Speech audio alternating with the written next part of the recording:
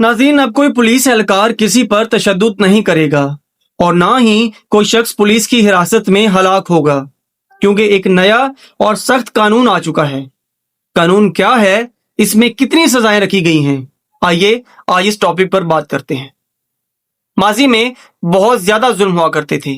Police की हिरासत में मुल्जिमान पर जिस्मानी और ज़हनी तशद्दुद किया जाता था और बाज़ औक़ात तो ये तशद्दुद मौत तक जा पहुंचता था। इसीलिए पार्लियामेंट ने एक एक्ट पास किया है और इसका नाम है custodial torture and custodial death act. ये नाफिज हो चुका है।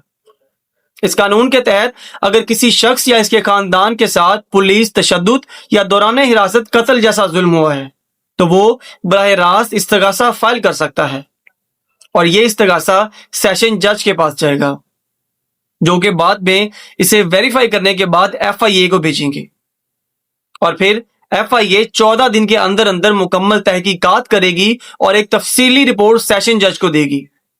और सबसे अहम बात कि चाहे मुल्जिम कोई भी हो, DSP हो, SSP हो या कोई इंस्पेक्टर हो या फिर वैसे कोई पुलिस का सिपाही हो, अगर दौरान हिरासत मुल्जिम की तशद्दुद से मौत हो जाए तो तशद्दुद करने वाले को उम्र कैद तक सजा दी जा सकती है और अगर सिर्फ तशद्दुद साबित हो तो भारी सजाएं और भारी जुर्माने होंगे। तशद्दुद करने वाले को 30 लाख तक जुर्माना भी हो सकता है। मजीद ये कि अगर रिमांड के दौरान किसी कैदी पर तशद्दुद किया गया हो तो मजिस्ट्रेट के सामने पेशी पर फौरी मेडिकल कराने की दरख्वास्त दी जा सकती है। अगर मेडिकल रिपोर्ट में तशद्दुद के निशानात मिल जाएं तो मजिस्ट्रेट फौरन मामला सेशन जज को रेफर करेगा और सेशन जज FIA को फौरन तहकीकात का हुक्म देगा। इसी दौरान मुतासरा मुजरिम को जो है वो बेल फौरन भी मिल सकती है। कानून के मुताबिक सजा उम्र कैद तक हो सकती है और जुर्माना 30 लाख तक हो सकता है।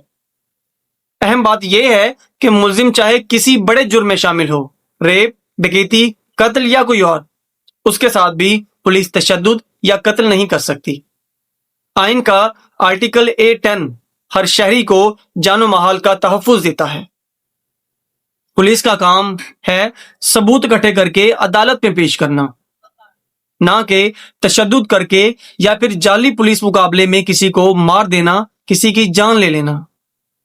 ये कानून पुलिस मुकाबलों, कत्ल और ज़ेरे हिरासत जुल्म के खिलाफ एक मजबूत ढाल है।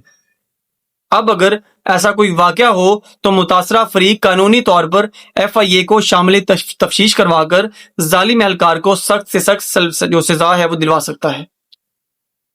नाज़रीन, अगर आपको वीडियो पसंद आई है तो वीडियो को लाइक करें और अभी तक आप लोगों ने चैनल को सब्सक्राइब नहीं किया तो चैनल को सब्सक्राइब लाजमी करें। तो मिलते हैं इंशाल्लाह किसी अगली वीडियो में, तब तक के लिए अल्लाह हाफ़िज़।